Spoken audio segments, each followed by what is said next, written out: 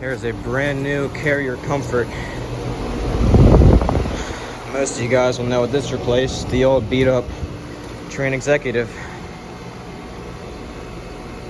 Looks like it finally bit the dust after 37 years.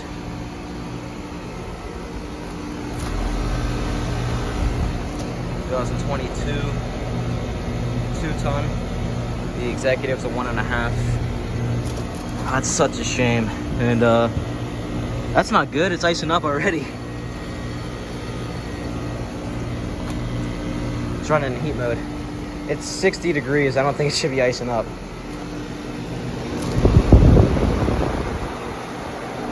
And it looks like they fixed this one. It was just a run cap. That's also in heat mode. 1.5 ton from 2008. That's such a shame. Yep, brand new Carrier Comfort. Replaced the 1986 Trane Executive. I had plans to get a full defrost of it this winter, but it looks like that's not going to happen.